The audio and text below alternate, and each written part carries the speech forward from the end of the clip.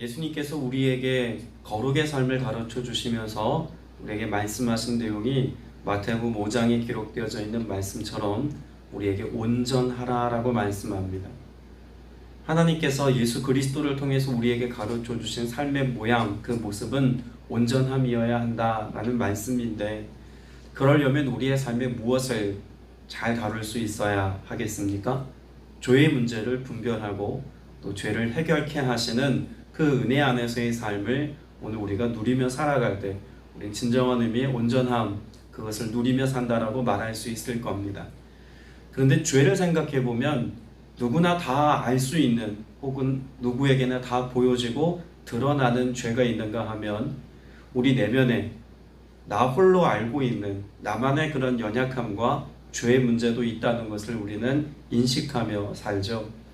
그래서 예수님께서는 단지 범죄하는 것이나 겉으로 드러나는 악한 행위만 우리가 하나님 앞에 다루어 기도하고 간구할 것이 아니라 우리의 마음속에서 일어나고 있는 악한 생각과 그 마음에 죄악된 생각과 그 가치들을 다 하나님 앞에 나아가 해결받아야 한다는 사실까지 말씀하고 있습니다.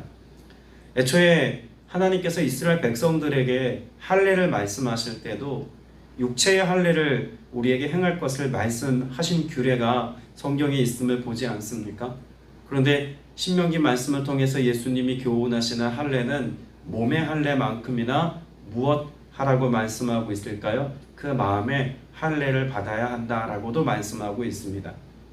그러니까 성경은 우리의 겉으로 드러나는 외적인 삶의 모양과 모습, 이것을 우리에게 강조하여 가르쳐주는 이면에 보이지 않는 영역, 하나님과 나의 은밀한 영역까지가 다 거룩해지기를 바라고 또한 기대하시는 하나님 아버지의 마음이 성경에 기록되어져 있다라고 볼 수 있겠죠.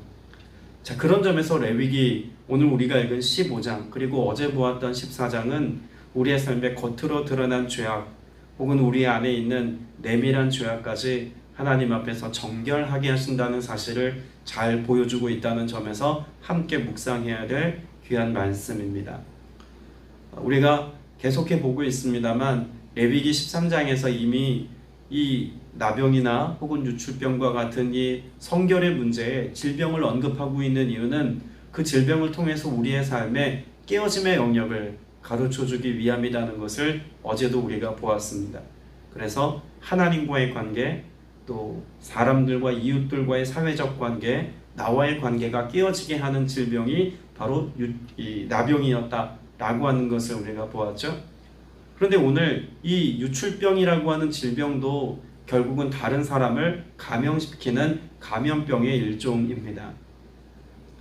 공동체에게 위협이 될 만한 질병이었고 또 부정하다라고 말하는 것을 보면 하나님 앞에 설 수 없게 만드는 그런 질병이었다는 거죠.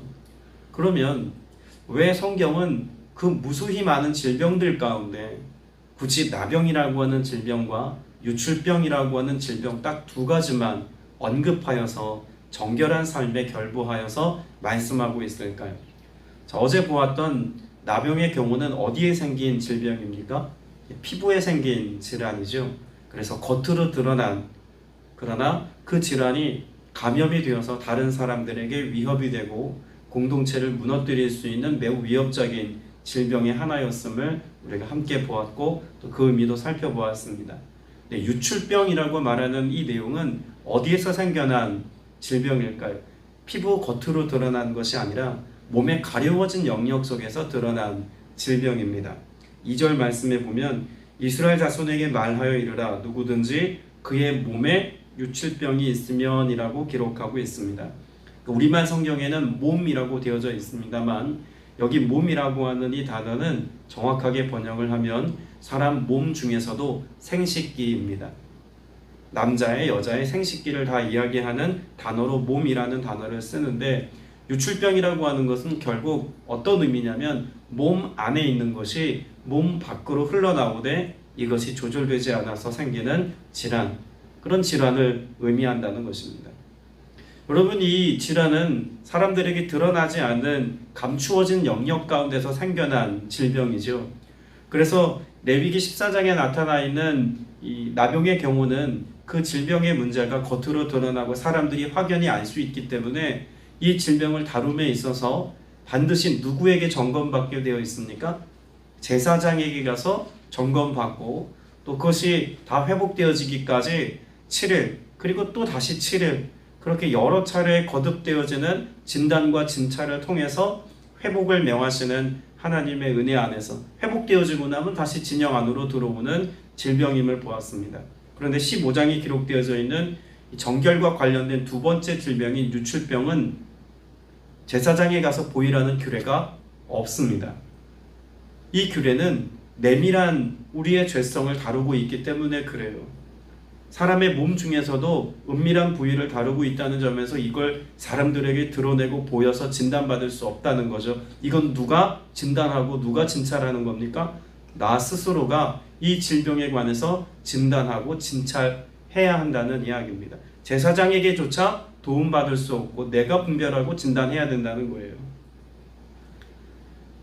오늘 저와 여러분의 삶 속에 누가 보아도 그 삶의 모습이 그릇되어지거나 잘못된 죄악을 범할 수도 있습니다. 그러나 실상 우리가 더 중요하게 다루어야 할 죄가 있다면 어디에서 일어나는 죄일까요? 우리의 보이지 않는 마음의 영역에서 일어나는 죄라고 하는 사실을 우리는 다시 한번 생각해 보아야 합니다. 이에 대해서 말씀하고 있는 내용이 있죠. 우리 마태복음 15장을 보겠습니다. 똑같은 레위기에 기록되어져 있는 말씀의 연장이라고 보기는 어렵습니다만 그러나 그 의미가 매우 유사한 내용을 이미 예수님께서는 의도적으로 우리에게 가르쳐주고 있다고 봅니다. 마태복음 15장 18절부터 20절까지 말씀입니다. 마태복음 15장 18절부터 20절 같이 읽겠습니다. 입에서 나오는 것들은 마음에서 나오나니 이것이야말로 사람을 더럽게 하느니라. 마음에서 나오는 것은 악한 생각과 살인과 간음과 음란과 도둑질과 거짓 증언과 비방이니 이런 것들이 사람을 더럽게 하는 것이요 씻지 않는 손으로 먹는 것은 사람을 더럽게 하지 못하느니라. 예수님께서는 이 더러워진 손으로 음식 먹는 것이 율법에 위배된다고 말하는 이들 앞에서 무엇을 우리에게 가르쳐 주고 있는 걸까요? 겉으로 드러나는 그런 더러움과 부정함을 율법을 통해서 너희가 배우고 알지만 정말 중요한 우리의 삶에서 정말 다루어야 할 죄악의 영역은 애초에 어디서부터다라고 말씀하고 있는 걸까요? 마음에서부터다라고 말씀하고 있는 겁니다. 그러니까 예수님의 이 교훈은 율법에 위배되는 율법에 없는 내용을 말씀하고 있는 것이 아니라 도리어 율법에서 가르치고 있는 또 다른 본질의 내용을 알지 못하고 깨닫지 못하는 자들에게 일깨워 주시는 장면이라고 볼 수 있겠죠. 19절에 나오는 살인, 간음, 음란, 도둑질, 거짓 증언, 비방 이건 다 행위에 속하는 것들입니다. 그런데 그 출발이 어디라고 말씀하고 있는 걸까요? 악한 생각입니다. 그 내밀한 우리의 마음에 품고 있는 것들이 겉으로 드러나게 되어질 때 이것이 사람을 죽이고 사람으로 하여금 거룩의 삶을 살지 못하게 하는 이유가 된다는 거죠. 그래서 우리의 무엇을 다루어야 한다고 말씀하고 있는 겁니까? 우리의 마음의 영역이 온전해지기까지 주님 앞에 그 마음을 깨뜨리고 나아가야 한다는 사실을 말씀하고 있습니다. 유출병과 관련하여서 말씀하고 있는 내용 가운데 오늘 우리가 읽은 본문의 레위기 15장 12절 말씀에 보면 이게 마음과 연관이 있다는 것을 더 잘 드러내 줍니다. 12절 같이 한번 읽어볼까요? 레위기 15장 12절 시작. 유출병이 있는 자가 만진 질그릇은 깨뜨리고 나무 그릇은 다 물로 씻을지니라. 자, 질그릇의 의미를 우리가 지난번에도 함께 나누지 않았습니까? 질그릇 무엇을 의미합니까? 연약한 우리의 육체 그것을 말씀하고 있다고 보았죠. 자, 그러면 이 질그릇은 어떻게 해야 된다고 말씀하고 있나요? 우리의 힘으로 도무지 해결할 수 없는 부정하게 된 이 질그릇은 깨뜨려야 합니다. 그 죄로 인하여서 보이는 죄 보이지 않는 죄로 인하여서 거룩하지 못한 우리의 육체의 정욕에 관한 삶의 문제는 철저히 깨뜨려지고 부서져야 한다는 이야기입니다. 그럼 새롭게 된 우리의 마음 그러면 새롭게 된 우리 마음 가운데는 죄악이 더 이상 자리하지 못하는 걸까요? 아니요. 세속의 도전은 여전합니다. 죄악의 유혹과 미혹함은 여전합니다. 그럴 때 새롭게 된 우리의 마음을 거룩하게 하기 위해서는 무엇 해야 합니까? 나무 그릇은 다 물로 씻는 것처럼 또 깨끗하게 씻는 그런 우리의 회개의 기도와 믿음의 간구가 있어야 한다는 이야기죠. 우리의 마음이 주님 앞에 깨어진 마음으로 나아가야 합니다.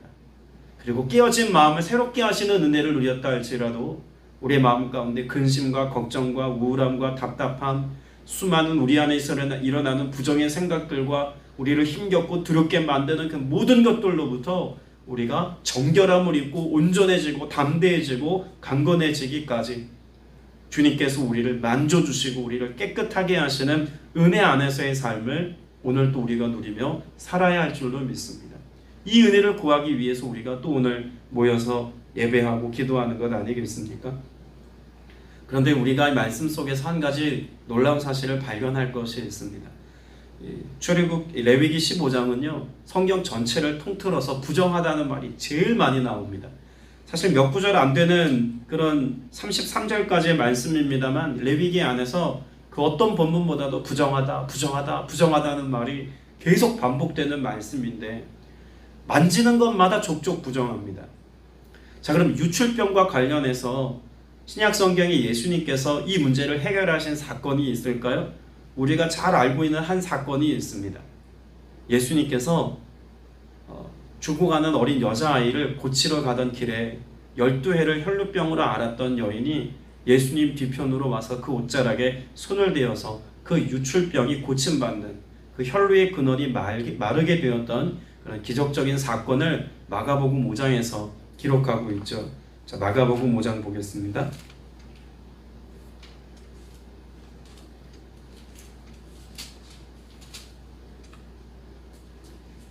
마가복음 5장 25절부터 29절까지 말씀을 같이 읽겠습니다. 제작 12해를 혈루증으로 알아온 한 여자가 있어 많은 의사에게 많은 괴로움을 받았고 가진 것도 다 허비하였을 때 아무 효험이 없고 도리어 더 중하여졌던 차에 예수의 소문을 듣고 무리 가운데 끼어 뒤로 와서 그의 옷에 손을 대니 이는 내가 그의 옷에만 손을 대어도 구원을 받으리라 생각함일러라. 이에 그의 혈루 근원이 곧 마름에 병이 나온 줄을 몸에 깨달으니라. 자, 레위기 우리가 읽은 15장의 말씀을 한번 생각해 보세요. 누군가 부정한 자가 물건을 만지면 그 모든 것이 다 어떻게 되었다고 말씀하고 있습니까? 부정하게 됩니다. 이게 상식인 세상이에요. 유대 사회는 이게 상식인 거예요. 제가 마이크를 만지면 부정한 제가 마이크를 만지게 되면 마이크가 부정해지는 게 상식인 세상이었다는 거예요. 자, 그런데 어떤 역전이 일어났을까요? 예수님께 손을 대었는데 예수님이 부정하게 되는 것이 아니라 부정한 여인이 예수님을 통해서 정결하게 되었습니다. 깨끗함을 입고 온전하게 되었습니다. 역전이죠. 놀라운 역전입니다. 이전에 상식이라고 생각한 모든 것이 확연하게 뒤집어지는 사건입니다. 유대 사회에서 레위기 15장을 모르는 사람은 아무도 없어요. 그런데 그와 같은 말씀을 통해서 보자면 이 여인은 돌로 맞아 죽어야 마땅한 상황입니다. 그런데 그 역전이 일어나니까 이 여인의 삶이 도리어 정결함을 입고 구원함을 받는 놀라운 사건이 일어나더라는 것입니다. 누굴 통해서 이런 역전이 일어난 걸까요? 예수 그리스도를 통해서 역전이 일어났다는 것입니다. 예수님께서 우리에게 이루기를 원하시는 일은 무엇일까요?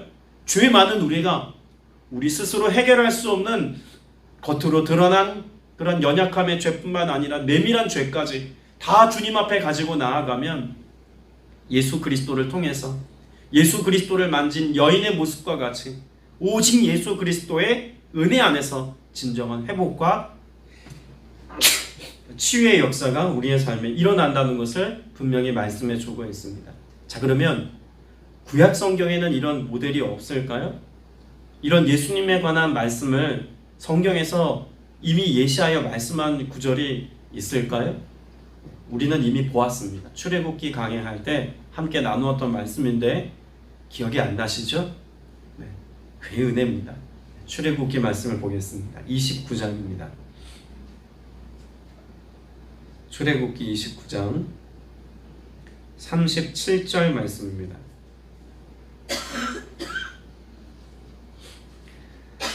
레위기 말씀을 우리가 떠올려 보면 역시 만지는 모든 것들이 다 부정해지는 상태임을 우리가 염두에 두고 29장 37절을 보겠습니다. 출애굽기 27장 37절 시작. 너는 이랫동안 제단을 위하여 속죄하여 거룩하게 하라. 그리하면 지극히 거룩한 제단이 되리니 제단에 접촉하는 모든 것이 거룩하리라.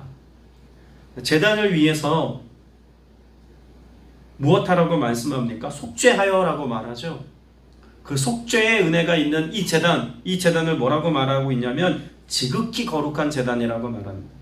근데 그 지극히 거룩한 제단이 된 이것은 어떤 부정한 것이 닿아도 부정한 것이 함께 부정해지는 것이 아니라 부정했던 그것이 거룩한 그 지극히 거룩한 제단으로 인하여서 도리어 거룩하게 된다라고 말씀합니다. 자, 30장에도 여전히 그와 같이 말씀합니다. 30장 25절부터 29절까지 말씀을 볼게요. 30장 25절부터 29절 같이 읽습니다. 그곳으로 거룩한 간유를 만들되 향을 제조하는 법대로 향 기름을 만들지니 그것이 거룩한 관유가 될지라. 너는 그것을 회막과 증거궤에 바르고 상과 그 모든 기구이며 등잔대와 그 기구이며 분향단과 및 번제단과 그 모든 기구와 물동과 그 받침에 발라 그것들을 지극히 거룩한 것으로 구별하라. 이것에 접촉하는 모든 것은 모두 거룩하니라. 여러분, 여기에서도 접촉하는 모든 것이 거룩해진대요. 자, 그러면 우리가 앞에서 보았던 분향단도 그리고 또 뒤에 나오고 있는 거룩한 관유가 발려져 있는 모든 것도 다 어디에 속한 것입니까? 성막에 속한 것입니다. 그 성막이라고 하는 것 자체가 하나님의 은혜 안에서 어떠한 기능을 하도록 만들어 놓으셨다고 말씀합니까? 닿는 이가 부정한 모든 이가 닿으면 거룩하게 되는 기능과 역할이 있다는 것을 말씀해 주고 있는 것이죠. 그러면 우리가 앞에서 보았던 이 마가복음의 말씀처럼 예수님의 옷자락에 손을 댄 여인의 삶의 회복이 일어났다면 성막이 곧 누구시라는 겁니까? 예수 그리스도시라는 겁니다. 예수님을 통해서 거룩해지는 것, 이것은 성막을 통해서 거룩하게 하시는 하나님의 은혜가 우리의 삶에 재현되어지고 드러난 장면이라고 말할 수 있다는 거죠. 오늘 저와 여러분의 삶에 성막이신 예수 그리스도께서 우리를 온전하게 하시고 깨끗하게 하시되 겉으로 드러난 내밀한 죄, 그 모든 것들을 다 사하시고 온전케 해주시는 줄로 믿습니다. 자, 그런데 우리가 한 가지 생각해 볼 것이 있죠. 그 성막, 성전의 개념을 예수님께서는 눈에 보이는 어떤 성전으로서의 성전 혹은 예수님에 대한 모습으로만 성전을 설명하지 않습니다. 예수님께서는 어디를 성전 삼으시겠다고 말씀합니까? 우리의 마음을 성전 삼으시겠다고 말씀합니다. 그러면 예수 그리스도께서 성전된 우리의 마음 가운데 임재하여 계시다라고 하는 것은 예수 그리스도를 통해서 우리 안에 어떤 문제가 해결되어졌음을 말씀하고 있는 걸까요? 겉으로 드러나는 모든 죄뿐만 아니라 우리의 내밀한 죄까지, 우리 모든 죄가 예수 그리스도로 말미암아 내 안에 임재해 계신 성전이신 예수 그리스도로 말미암아 온전한 회복의 역사가 일어나게 되었다는 것을 말씀해 주는 것입니다. 사실 우리가 읽은 레위기 15장은 유출병에 관한 말씀이지만 그런 영적 의미로 우리가 이 말씀을 보자면 우리를 회복해 하시는 주님의 은혜가 얼마나 큰 것임을 다시 한번 우리가 생각해 볼 수 있지 않겠습니까? 오늘 이 하루를 살면서 여러분 마음속에 하나님하고 나하고의 관계 안에서만 알고 있는 은밀하고 내밀한 죄들이 있습니다. 어쩌면 오랜 시간 해결되지 않아서 사람들에게 부끄러워서 내보일 수 없는 우리 내면에 쌓아둔 하나님과 나만이 알고 있는 그런 연약함들을 오늘 이 말씀을 통해서 드러내셨다면 더더욱 이 문제를 가지고 깨어 기도하는 오늘의 삶이 되시기를 축복합니다. 주님은 우리의 모든 연약함들을 드러내어서 기도하는 그 순간에 우리를 깨끗게 하시고 온전케 하실 수 있는 주님이십니다. 다 이루셨다고 말씀하지 않으셨습니까? 그것이 나병과 같은 우리의 허물과 연약함이 드러나는 것이든 유출병과 같이 우리의 내면에서 흘러나와 그 거룩함을 부정하게 만드는 연약함이든 예수께 닿을 때, 예수님 만날 때 그 모든 것이 온전케 됩니다. 그 온전한 은혜를 누리는 복된 날 되시기를 주님의 이름으로 축복합니다. 함께 기도드리겠습니다. 은혜가 풍성하신 아버지 하나님, 오늘도 주님의 도우심을 바라며 함께 깨어 믿음으로 기도할 수 있도록 은혜와 긍휼을 베풀어 주시니 감사드립니다. 우리의 드러난 혹은 드러나지 않은 죄까지라도 주님께서는 맑게 씻기시고 우리를 구별하사 주의 거룩함의 자리에 이르게 하신 것 감사합니다. 오직 예수 그리스도로 말미암아 정결함을 입은 주의 백성들이오니 주와 연합하여 오늘을 살아갈 때 주로 인하여 세상이 줄 수 없는 참 만족과 기쁨을 풍성히 누리며 사는 모두가 되게 하여 주시옵소서. 성령께서 성결의 영으로 우리에게 임재해 계셔서 우리의 모든 연약함들을 치유하시고 회복하신 줄로 믿습니다. 성령님 오늘도 동거동행하여 주시어서 성전 삼으시고 우리 안에 내주하시는 성령이 임재하심으로 세상과 구별되어 주의 선한 영향력을 끼치며 살아가는 모두가 되게 하여 주옵소서. 간구하는 모든 기도에 응답하시며 역사하실 것을 믿사옵고 살아계신 우리 구주 예수 그리스도 이름으로 간절히 기도드렸사옵나이다. 아멘.